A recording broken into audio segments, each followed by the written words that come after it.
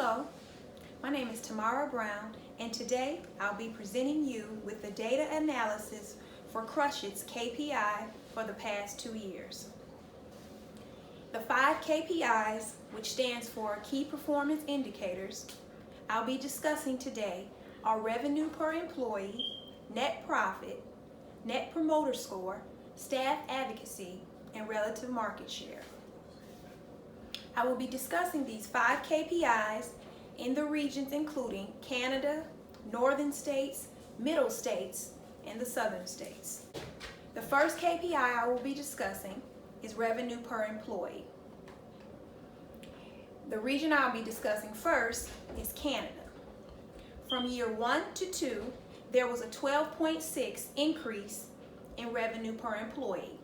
Almost 20 million more income was generated in year 2 by adding 100 additional employees. In the northern states, the revenue per employee increased 8.4% from year 1 to 2 by adding only 20 employees.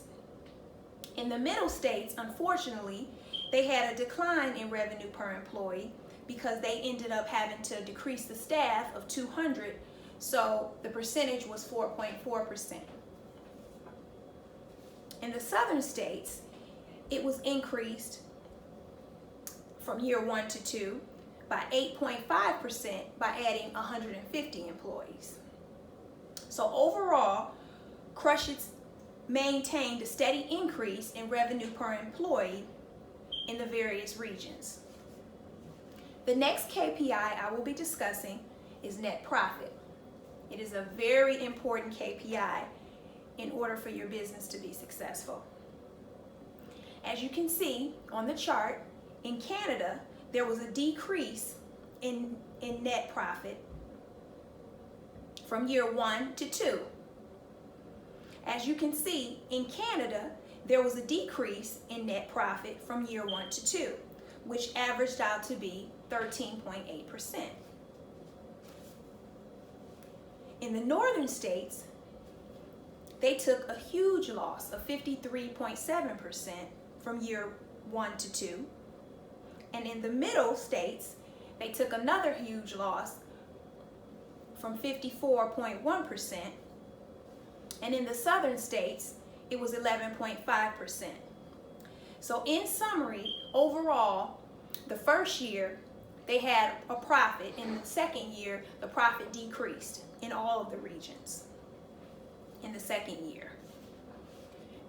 The next KPI I'd like to discuss is the NPS score.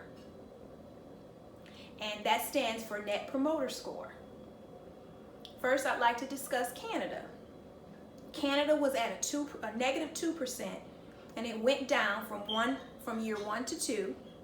In the northern states, they had a 1% increase. In the middle states, it was a negative 20% increase. And in the southern states, it remained the same for year 1 and 2. The next KPI I'd like to discuss is staff advocacy. In Canada, it was a negative 5%. In the northern states, it was 3%. In the middle states, it was a negative 22%. And in the southern states, it was a negative 4%. So overall, the staff advocacy needed to be dramatic. So overall, the staff advocacy needed to be overall improved. The last KPI I'd like to discuss is the relative market share. In Canada, it was 6.7%. In the northern states, it was a negative 10.8%. And in the middle states, it was a negative 17.4%. And in the southern states, they had a positive increase of 90.3%. So overall, it was kind of fluctuating, but in the southern states, the relative market share seemed to be the most profitable. The last KPI I'd like to discuss is the relative market share. In Canada, from year 1 to 2, it increased, averaging at about 6.7%. In the northern states, it decreased with a negative 10.8%.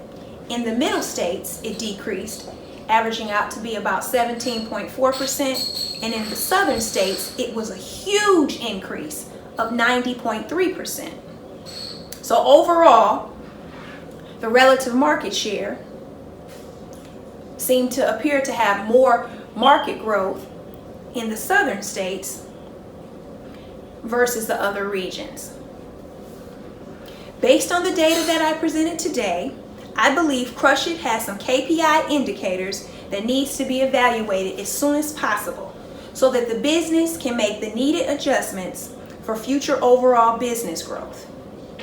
Without these adjustments being made, I can foresee the company continuing to be at a decline and to have a negative profit. Thank you.